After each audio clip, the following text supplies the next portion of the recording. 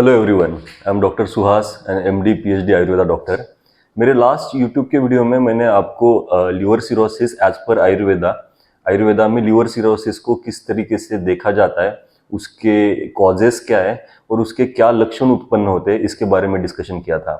आज मैं आपको लिवर सिरोसिस की ट्रीटमेंट पार्ट आयुर्वेद पद्धति से उसकी चिकित्सा कैसे की जाती है, उसको ट्रीट कैसे किया जाता है, उसके बारे में जानकारी देने जा रहा हूँ। जैसे मैंने पिछली वीडियो में आपको बताया था कि उदर की संप्राप्ति किस प्रकार स्टार्ट होती है, लिवर सिरोसिस किस प्रकार से स्टार्ट होता है। बेसिकली वहाँ पे स्वेद और अम्बुवाही स्रोतस की दुष्टि है और प्राण वायु, अग्नि और अपान वायु इसमें दूषितता उत्पन्न होती है। इस वजह से वो व्याधि लिवर सिरोसिस उत्पन्न होता है।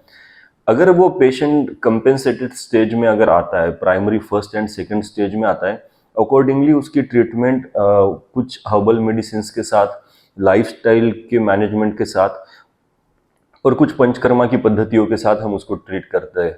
बट अगर वो थर्ड स्टेज में आता है जहाँ पे उसके पेट में पानी भरता है, जिसे हम असाइटिस का स्वरूप मानते हैं, जो कि उस लिवर सिरोसिस की डिकम्पेंसेटेड स्टेज है, उस अवस्था में तीक्ष्ण विरेचन का आचार्य ने वर्णन किया है।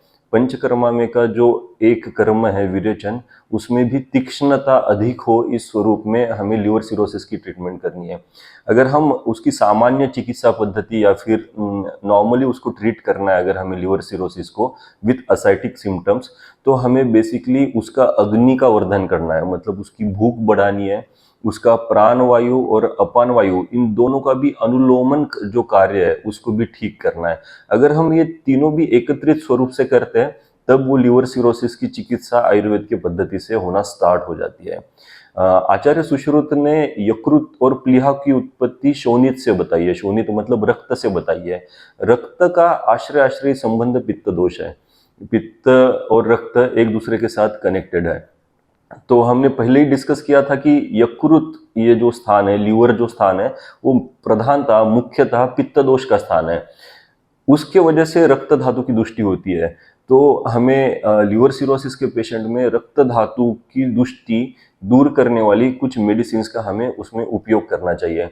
जैसे कि पंचामृत लोह गुग्गुल है, सुवर्ण सूतशेखर रस है, कामदूधा रस है, इत्यादि हम कुछ आयुर्वेदिक ट्रेडिशनल मेडिसिन का हम इसमें, क्लासिकल मेडिसिन का हम इसमें इस्तेमाल करते हैं। साथ ही साथ उदर की चिकित्सा में हमें कुछ मेजर उपाय योजना करनी पड़ती है। अगर लिवर सिरोसिस के पेशेंट में असाइटिक स्वरूप में पानी बहुत ज़्यादा पेट में भर जाता है, उस पानी को निकालने के लिए टैपिंग पद्धति का इस्तेमाल करना है। साथ ही साथ जब भी हम टैपिंग करते हैं या फिर किसी भी मेडिसिन थ्रू उनका पर्गेशन करते हैं, मतलब विरेचन करते हैं, जैसे कि इच्छाभेदी रस नामक एक टैबलेट है जो तीक्ष्ण विरेचन कार्य करती है।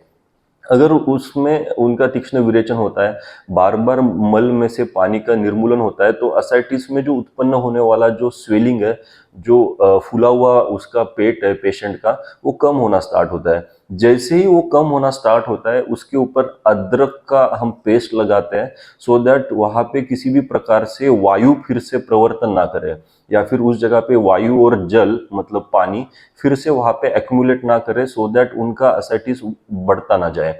तो हम ये कोशिश करते हैं कि जब भी उस व्यक्ति के पेट से पानी निकला जाता है, तो उसमें अदरक का लेप लगाते हैं वहाँ पे, और जो स्नूही जिसे बोला जाता है, उसके पत्ते एकत्रित करके उसके पेट के ऊपर राउंड तरीके से बंधे दिया जाता है।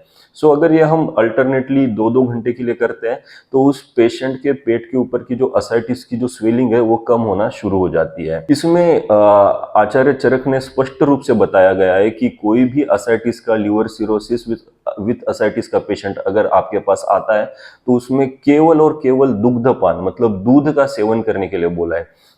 किसी भी और प्रकार की उपाय योजना यहाँ पे वर्णन नहीं है। दूध का मेन काम क्या है यहाँ पे, वो पित्त का शमन करता है, अग्नि का वर्धन करता है, और साथ ही साथ आपका रेचन भी कार्य करता है। जो ये तीन मुख्य कार्य है, ये लीवर के लिए लीवर सिरोसिस को ठीक करने के लिए, हमें मैनेज करने के लिए बहुत ही ज़्यादा उपयुक्त होता है। इस वजह से हमें दूध वारंवार उस पेशेंट को केवल दूध के ऊपर रखना पड़ता है। उस पेशेंट को हम स्ट्रिक्टली बता देते हैं कि किसी भी प्रकार से आप पानी नहीं सेवन करोगे या फिर आपके शरीर को भी वारंवार पानी से साफ नहीं करोगे, सो दैट आपके बॉडी के पोर्स से भी अंदर पानी का प्रवर्तन ना हो या फिर पानी ना चला जाए।